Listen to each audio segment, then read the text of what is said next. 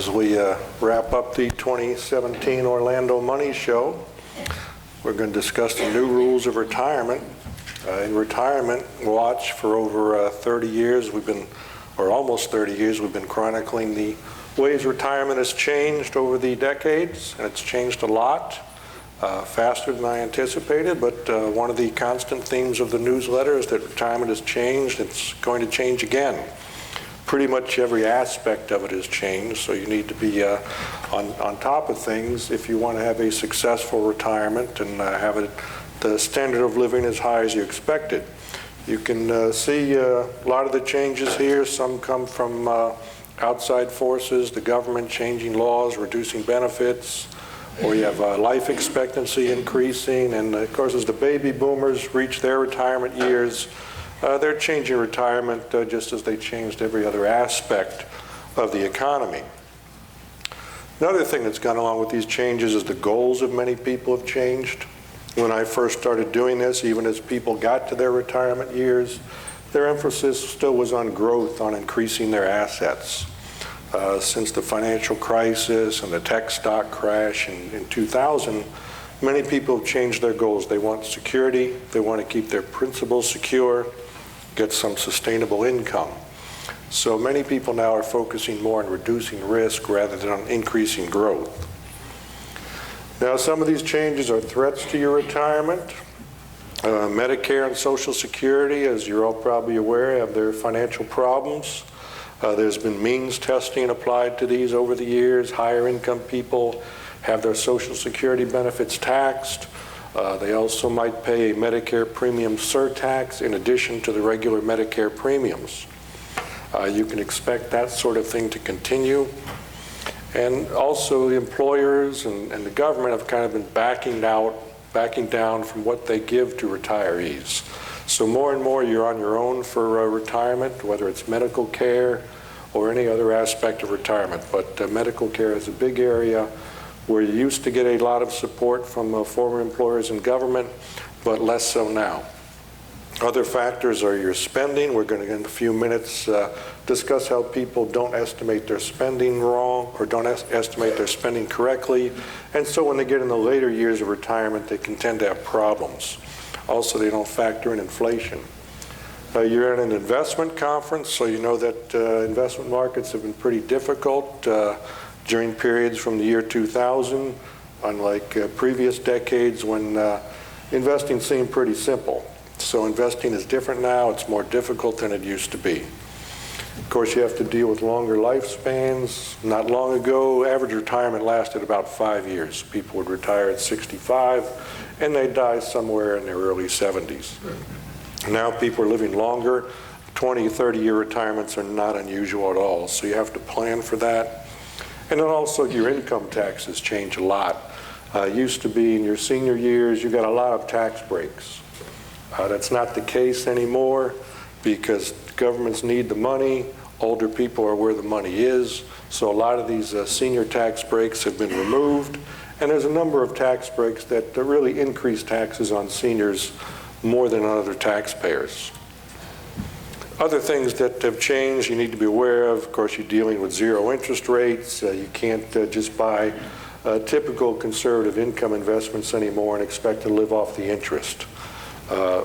Returns from other assets also, they've gone down.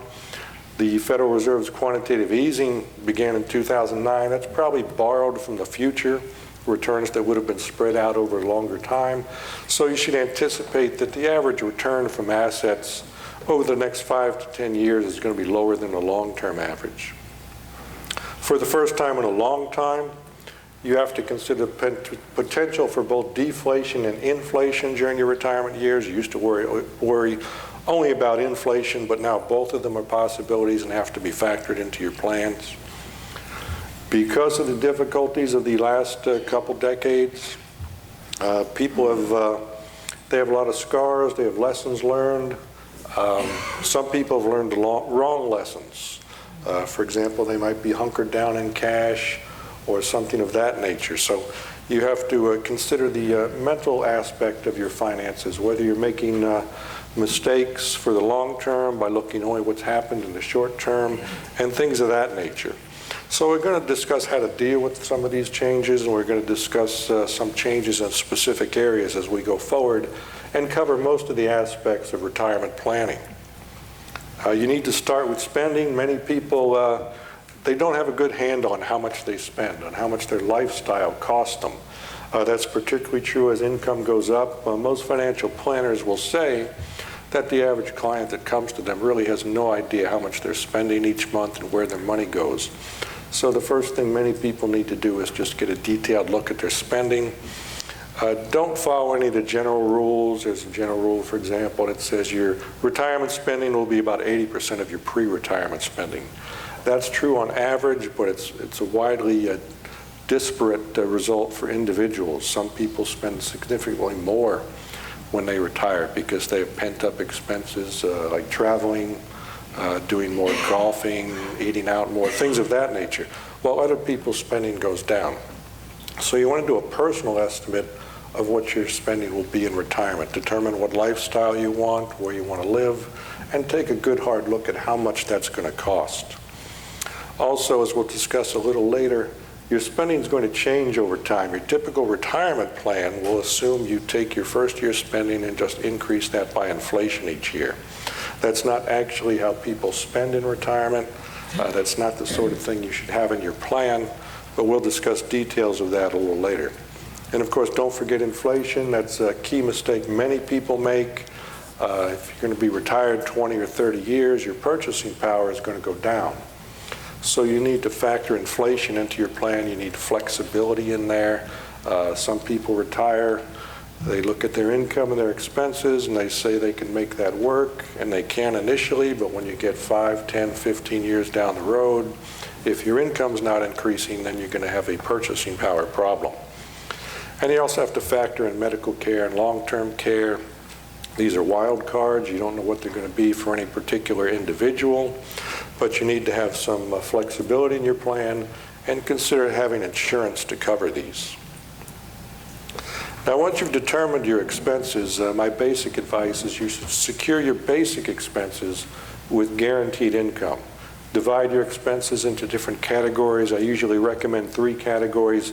The first one is your fixed required expenses, such as housing, insurance, utilities, and food, things of that nature. Your next category would be nice to have things, little luxuries, things you probably can afford but aren't required, aren't fixed. And then, of course, there's a best case scenario of things. If things go better than expected, or your other expenses aren't what expected, you can splurge on some other things. But once you've determined your expenses in this way, take your fixed required expenses and try to match them with guaranteed income. You want income that's guaranteed every year for the rest of your life that's going to make sure these basic expenses are paid. For most people, there's 2 categories, Social Security and annuities. Some have employer pensions still that will help cover some of these expenses. So let's look at these other 2 areas. Social Security, it's the base of a retirement income for many people. Also, as people get older, Social Security is the main source of income for many people as they've spent down many of their other assets. So many people don't put enough thought into when to take Social Security. There are a lot of strategies, a lot of things to consider, particularly if you're married.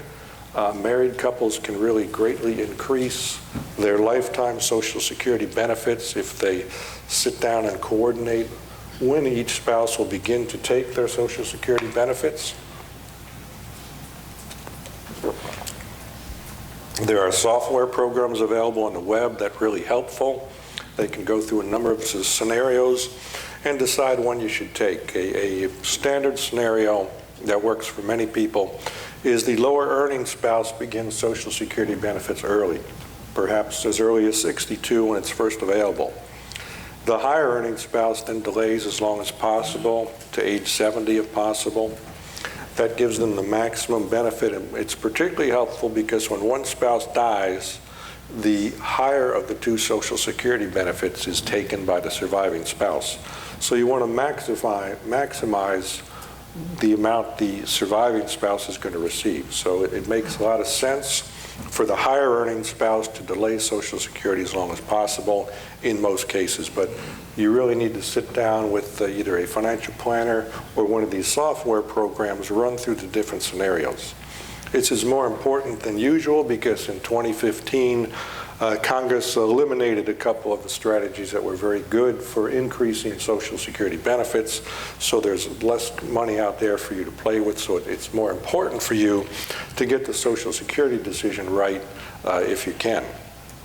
So that covers part of your fixed expenses. Then you want to put part of, yeah? Or they were grandfathered, right? They were partially grandfathered. Those are winding down. So for the most part, people who have not retired and taken their Social Security yet. Your previous slide mentioned special rules for divorced and widows. Right. Again, they have choices. For example, a divorced person, if they were married at least 10 years and they don't remarry before age 60, can claim Social Security benefits under their previous spouse's employment record if they want. So they have options. A widowed person can take benefits as early as age 60. A widow can also take survivor's benefits first, let their own earned benefits increase as they age, and then switch over to their own earned benefits if that's higher. So there are a lot of different rules there, a lot of different options for divorced and widowed people depending on their particular circumstances. So they should, again, either sit down with a financial planner or with one of these software programs and learn all their options. Do you have to tell your ex if you're... No, you don't. Your ex, in fact, can be remarried. They have no say in it. They don't have to have any knowledge of it. They don't even... It doesn't affect their benefits. It doesn't matter when they claim benefits. So... What was claim and suspend? Pardon? You had a line item that said claim and suspend. That was one of the strategies that was eliminated. It can't be used going forward by people who are retiring, but basically that somebody would retire, or they'd claim their benefits and then immediately tell Social Security to suspend them. But when they do that, under the old rules, their spouse could begin claiming a spousal benefit, and so collect a benefit while your benefit continues to increase while you wait to actually receive it. But that's been eliminated going forward. Okay, so the next way to get guaranteed income is through annuities. Annuities get a bad rap. Most of it is deserved. We're only looking at certain types of annuities for this purpose. The immediate annuities and the longevity annuities, they're kind of alternatives to each other, and they give you guaranteed income for life. The immediate annuity, you give a lump sum to an insurance company, and it begins paying you a fixed amount, usually monthly. That amount is guaranteed for the rest of your life. If you want, you can get inflation protection with that, which we'll discuss shortly. And then the longevity annuity is kind of a twist on that. You give the insurance company a lump sum payment now. You choose when that payment's going to begin sometime in the future, anywhere from 2 years in the future or longer. But the insurance company tells you now how much income you're going to receive each month when it begins. So you're guaranteed amount of income, you're told in advance what it's going to be, and then it continues for the rest of your life. So those are the two basic types of annuities. Many people don't go to annuities. Economists are very puzzled. They call it the annuity puzzle, because economists look at it and they say the most logical thing for people to do is to have some of their money in immediate annuities so that they don't risk running out of money if they live a long time.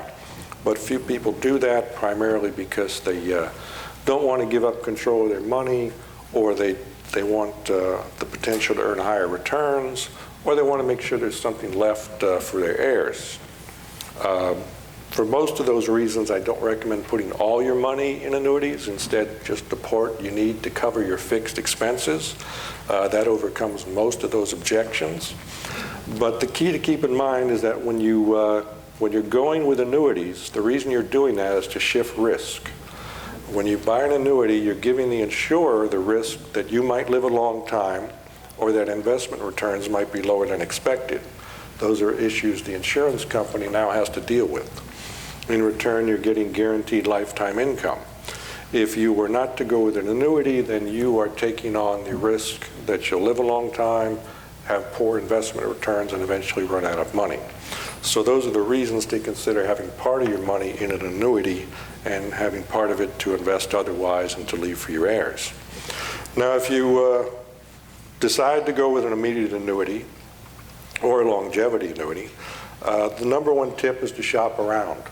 Every few years, for over 20 years, I've done a survey where I've given a profile of an individual or a couple to some insurance agents and asked them to go out and look at what you can get for an annuity from the different top-rated insurance companies. We don't even look at the ones with lower risk ratings, just the safer insurance companies.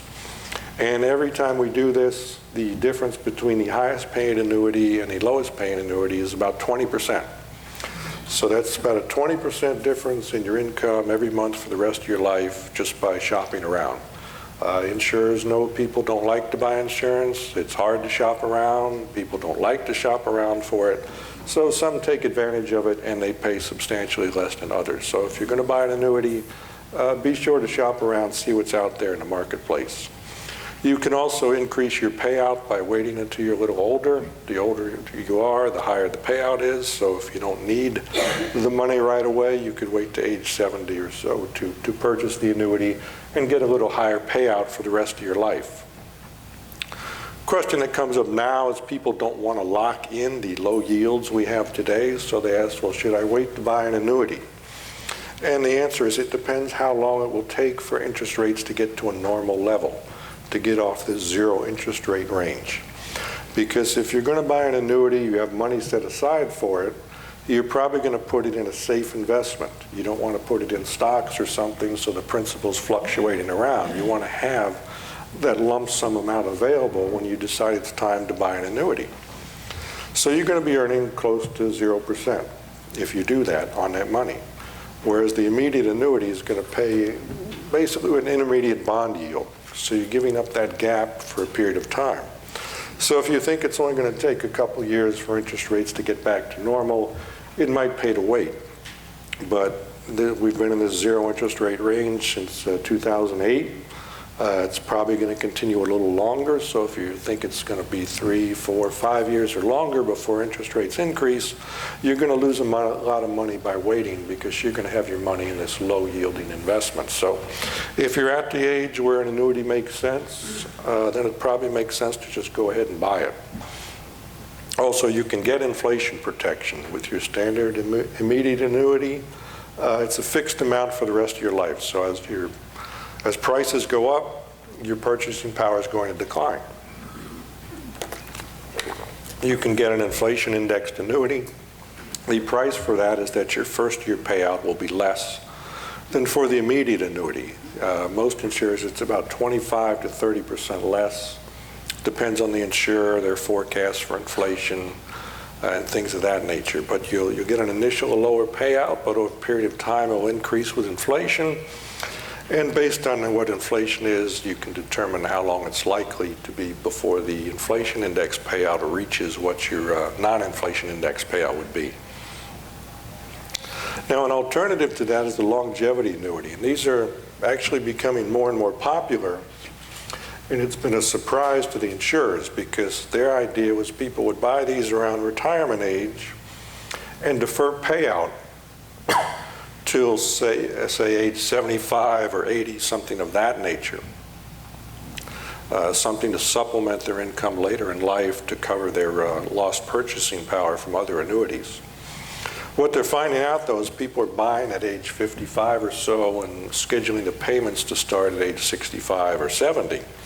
The reason people are doing that is because actually buying a longevity annuity and waiting is a little bit better deal than investing your money and buying an immediate annuity later, because the insurance company, when you give it your money now, it's going to invest that. It's going to assume it's going to earn its regular rate of return.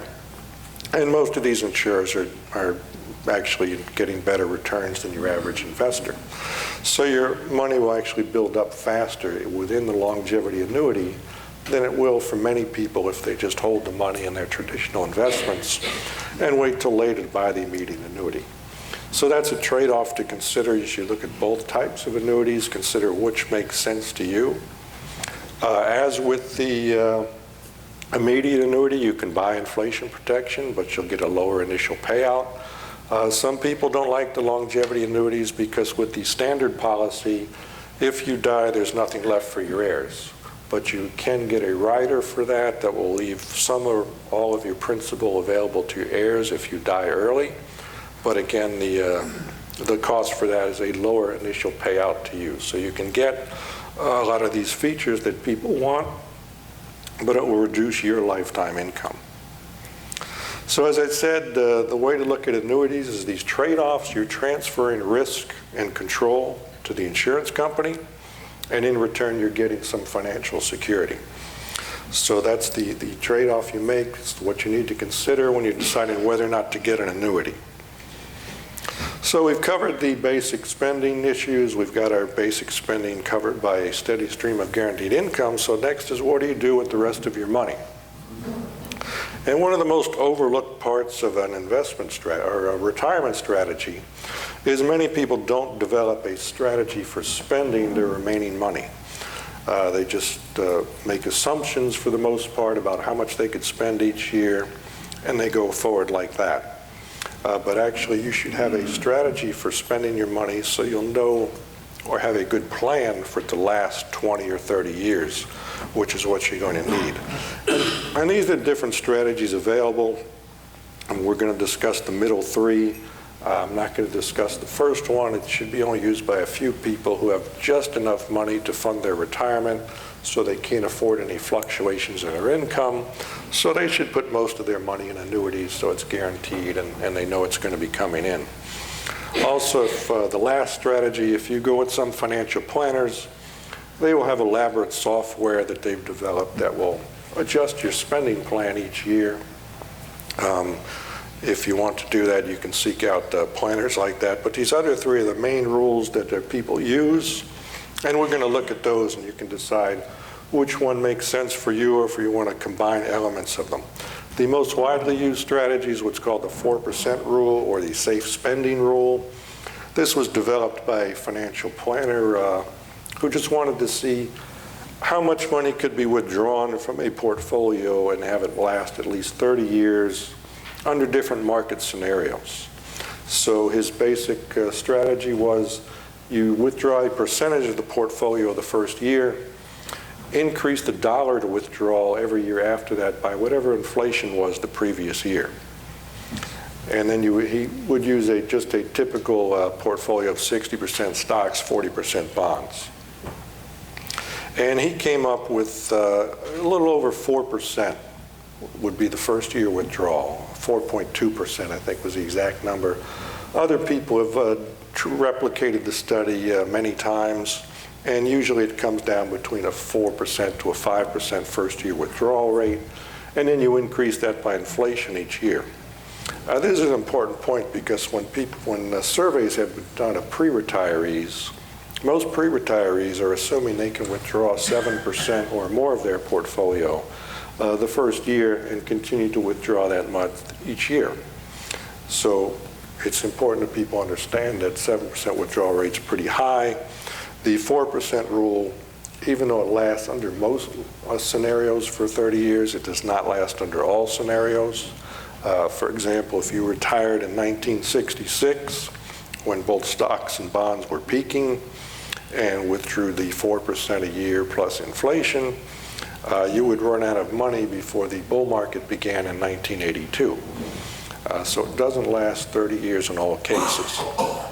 Also, some people have criticized this 4% rule because it's based on primarily data since World War II, which is a period of very high economic growth, very high returns. Some economists have replicated these studies using a different return scenario, assuming lower returns going forward, And they say when you do that, the safe spending rate falls down to 3%, and lower. One study even puts it at a little over 1%.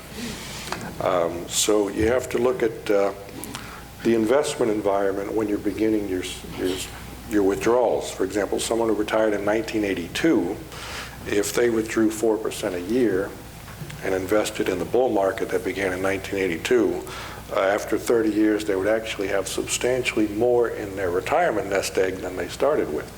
So they would be enhancing the lifestyle of their heirs, but they would have deprived themselves of money they could have spent during their lifetime. So the investment environment, the market valuations, things of that nature make a big difference. And as I said, it doesn't always last 30 years. And another key factor is your retirement might be more than 30 years. So you might use the 4% spending rule and live well into your 90s. And then again, you would be running out of money. But the main criticism is that this is not how people spend money. Very few people look at how much they spent last year, look at the CPI, and then do the math and decide that's how much they're going to spend the following year.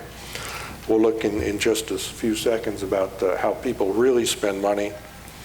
But final word on the 4% rule is that it's a good starting point, but you have to look at these different factors. You have to look at your market environment, how long you're likely to live, also your portfolio structure. These studies all used very basic portfolios of 60% stocks, 40% bonds, or 70% stocks, things of that nature.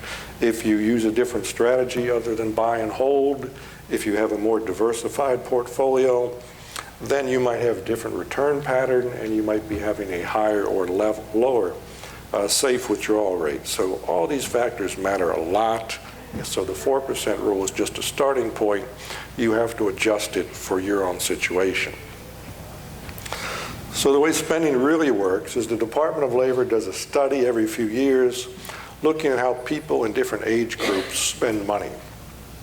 And what it always turns out is that people spend more each year until they get somewhere in their mid-40s or early 50s.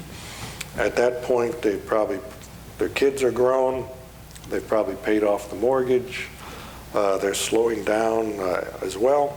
So spending starts to level out. And then it goes down kind of steadily the rest of the lifetime. And then you also look at just the retirement years.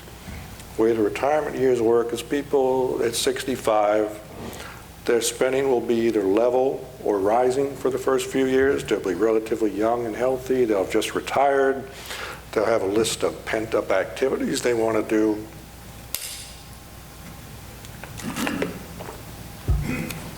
So the spending will be, it'll be steadily rising or level for the first few years of retirement. Then they get to early 70s, and they've done many of these pent-up activities. They're getting a little older, so they're going to be less active, so spending will start to decline. And then it pretty much declines steadily for the rest of their life for most people as they just become more active or less active. There are fewer things they can do, fewer things they want to do. And then when you get to the later years, late 70s or the 80s, the spending can go either way. If a person has health problems or needs long-term care, then the spending might start to go up. On the other hand, if they're relatively healthy and just generally age naturally, spending will continue to go down a little bit each year. So it's very different from the 4% spending rule pattern. And so if you go back and look at the 4% spending rule, if you have a normal lifestyle, normal health, you can probably spend a little more your first few years of retirement and recognize you'll be reducing that spending as you get older and go through life. And the wild cards there will be the medical care and the long-term care. So you need to pack in some flexibility because those expenses might increase your total spending. You might want to have as much insurance as possible to cover those, or you might just want to have some flexibility in your retirement plan. Another wild card for many people is how much are they going to help the kids and the grandkids.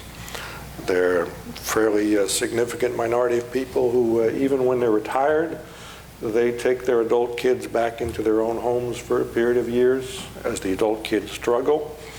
Or even they might start raising the grandkids because the adult children have problems. There's estimate that something like 10% of grandparents are actually raising the grandchildren and covering all the expenses for them. So those are some wild cards. Also, some people just want to help the future generations, help them with education, buying the first home, things of that nature. So you have to factor into your spending how much you're able and willing to help the future generations while you're alive rather than waiting to let them inherit something. Before you make that plan, I'll just point out that one of the reasons many people run out of money in retirement is they have trouble saying no to their future generations, and they become the bank of mom and dad and steadily fund them for whatever they want or need. So if you want your money to last the rest of your lifetime, you need to take a hard look at the numbers and decide how you're going to spend in these ways. Now, the spending strategy I like, I've adapted from the Yale Endowment. It's how they spend their money each year. And they set their first-year withdrawal rate. You could start with the 4% rule or something like that, and just take a percentage of your portfolio out the first year. Then you determine how much to spend the next year by a combination of inflation and what the market did to your portfolio. So your portfolio will steadily rise or fall based on what's happening with inflation and with the market value. But by doing it this way, there are no large adjustments, no large changes. It's kind of a steady and gradual change. So if there's one big move in the markets one year, it's going to change your spending the next year, but it's not going to change it substantially. It'll be gradual changes. So as I say, 70% of your spending for the second year is based on what happened to inflation. You take the dollars you withdrew last year, increase it by inflation. For the other 30%, it's based on market value. You take that first year withdrawal percentage and apply it to whatever the market value of your next egg is. And here's an example of how that might work out just for the first 2 years of spending. And you can see they withdrew $25,000 the first year, had some modest inflation. The portfolio didn't do much for them, so they're actually ending with a lower portfolio at the end of the first year than they had at the beginning of the first year. And when you do the math, they can increase their spending from $25,000 to $25,050. So it's very gradual changes. And some people, when they do a strategy like this, they'll have what they call corridors or borders, where they'll say it can only rise or fall so much in a given year, and also they will only drop the spending down to a certain base level to make sure they can cover their needed expenses. And then they'll have to draw down principal and count on the markets to come back if they can. So that is a flexible way to do your spending. It's kind of reflects often the way many people do their spending rather than the 4% rule approach. Okay, so that's how you determine how to spend your nest egg. And next is IRAs. That's one of the biggest assets many people have. You have to learn to make it last. In addition to these spending strategies, you have to have strategies to deal with the nuances of the IRA laws and the different tax characteristics of it. Now with your IRA, you're basically paying a mortgage on it. You've got a lot of tax breaks at the beginning when you put money in an IRA or a 401k. Then when you take it out of this traditional IRA or 401k, it's all taxed as ordinary income. So you don't actually have the balance that's in your IRA or 401k. You have the after-tax balance. And you have to keep that in mind. Many people don't do that. But you can also reduce this tax over time with some strategies. Problem for many people is the required minimum distributions after age 70 and a half. This generates into what I call the RMD waterfall, because the percentage you're required to withdraw each year increases as you get older. And many people find as they get in their late 70s, early 80s, they're being forced to take out far more money than they want to or need to. It's increasing their income taxes. It might be triggering things such as taxes on their Social Security benefits, the Medicare premium tax, things of that nature. And in my seminar yesterday, I discussed ways to deal with that. You can take money out of the IRA early. You can convert to a Roth IRA. If you have a large balance, you want to get more sophisticated, there are strategies you can do to buy life insurance with that balance, and even make charitable contributions with a charitable remainder trust. But it is important that you recognize this problem is going to come on later in retirement and try to plan for it and deal with it as early as you can. Many people want to leave their IRAs to their children, have them last a long time. It's called a stretch IRA. Stretch IRA is under attack in Congress. The Obama administration proposed getting rid of it 3 years in a row. There are some Republicans in Congress who are supportive of that. They think that an IRA should be withdrawn completely within 5 years after it's inherited by the heirs. And these same strategies as avoiding the RMD waterfall can also be used to get you a stretch IRA without having to rely on the law changing it, remaining the same.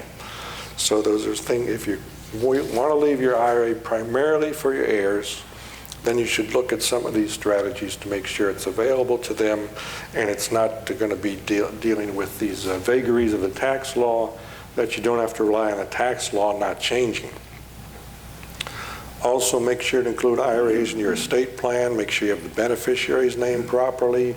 Make sure your beneficiaries know the rules they have to follow. Many people do a lot of work to make sure their IRAs will be available for the next generation, and then the next generation messes it up because they didn't know what to do, they weren't aware of the rules, or they weren't aware they were supposed to leave it in there for a period of years and they just take it out and spend it all. So you need to work with your heirs if you want your IRA to last beyond your lifetime. One of the most neglected assets in retirement planning is home equity. Most people have a home. It's probably fully paid off, but they don't make any plans for using the home equity. When you get into the later retirement years, a home equity can be one of your most valuable assets if you use it properly. Even some people who try to use it, they do it wrong. For example, many people want to relocate to a lower cost area thinking they'll have money from selling the old home to help fund their retirement. But they don't consider all the costs of moving. You have selling costs with a home, buying costs with a new home. You have to either ship all your goods down to the new home, or you have to buy new furniture and things. So there's a lot of costs involved in relocating that many people don't factor in, and they get into the first few years of retirement, realize they don't have as much money as they thought they would because they didn't look in detail at the cost of relocating. Same thing with downsizing. Many people think they'll stay in the same basic area but downsize into a smaller home. But there are also costs with that. You might again have to buy new furniture because your old furniture doesn't fit into the smaller home, and you simply just might not save as much money as you anticipated. So if you're going to consider one of these strategies, you have to go into great detail about what the costs and benefits are to make sure it's going to turn out the way you think.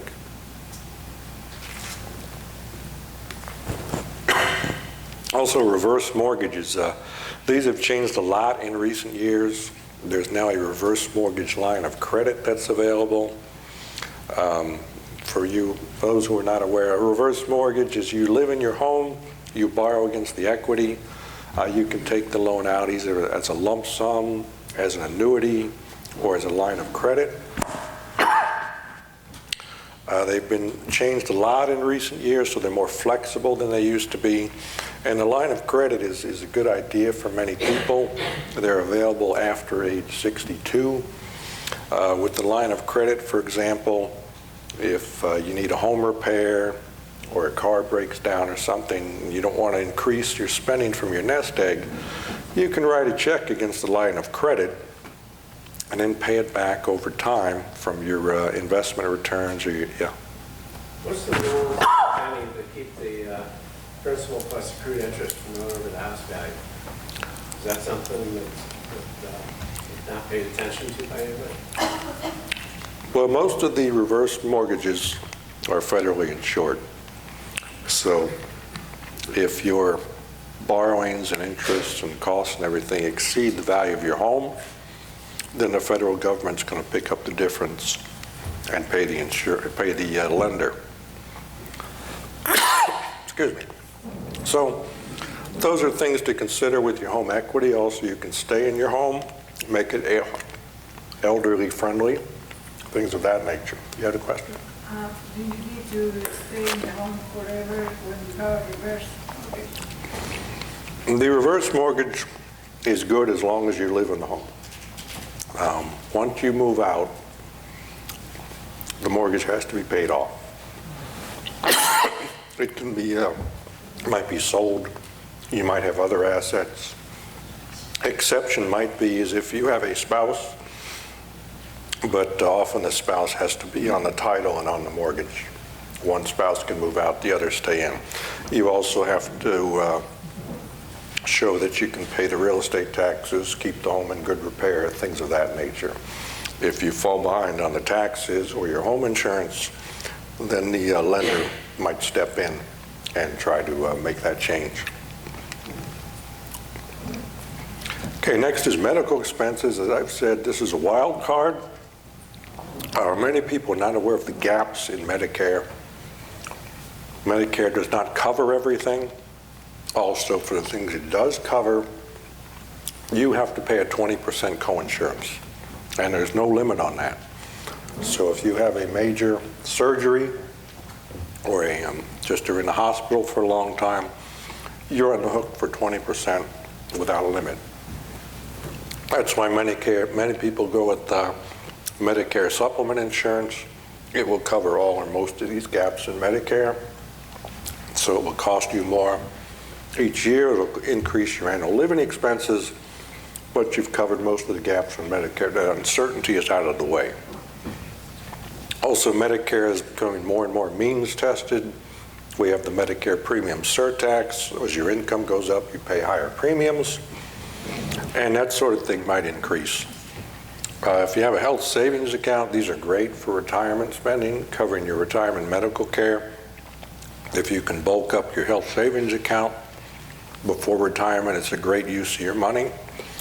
Also, if you go, as I mentioned, with annuities, if you go with a Part D prescription drug plan or a Medicare supplement plan, be sure you shop around.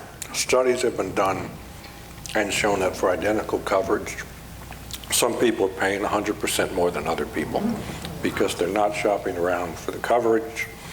They're not looking closely at what they're buying.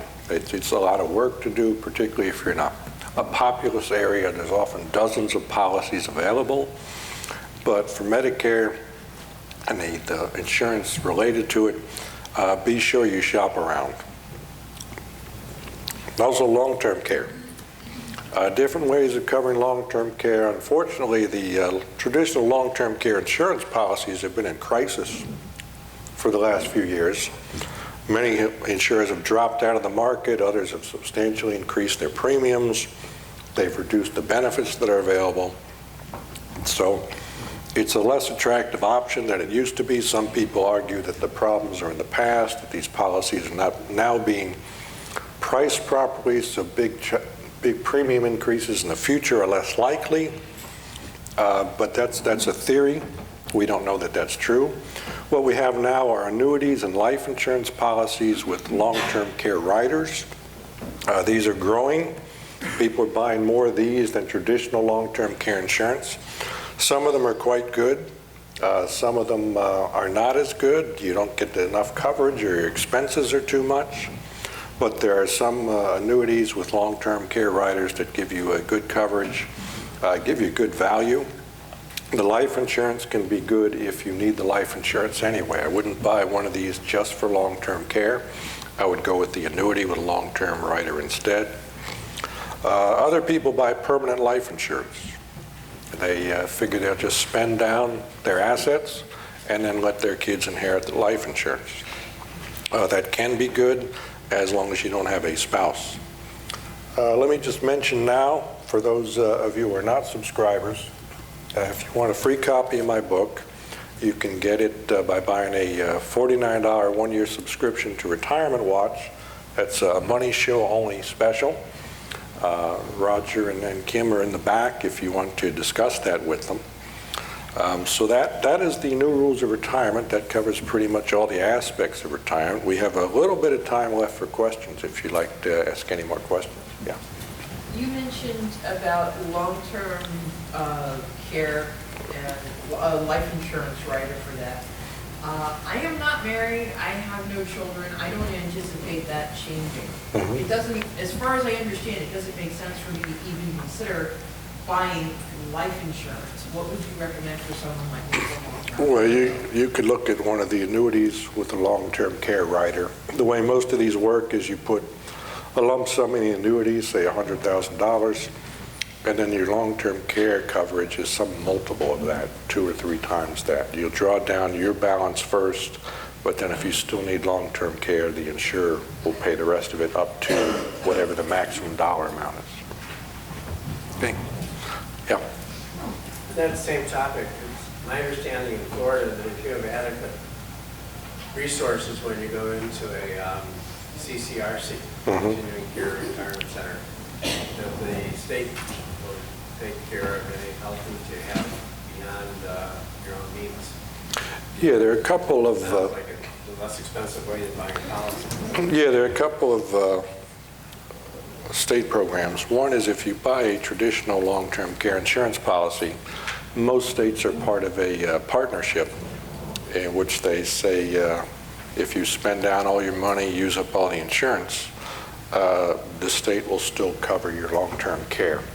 So you don't run the risk of being kicked out of a nursing home or having your family having to tap their resources. And then also the continuing care retirement communities, usually once you go into those, they'll guarantee your coverage, whether you need independent living, assisted living, or nursing home care. They'll guarantee that as long as you're paying the monthly fees. So those are other options. They vary around the country. They're not available to everybody. Yeah. How do you recommend holding cash? Money market funds, if you don't have it invested, they're not guaranteed. Along with the banks, they get pretty weak if Europe or someplace has a crash over here. How would you recommend holding cash? Yeah, for short-term money that you're keeping in cash, there are not many good alternatives. You're going to either take some risk or you're going to get that low return of 1% or so. If you want to take a little bit of risk, one mutual fund I like is called the U.S. Global Near-Term Tax-Free Fund.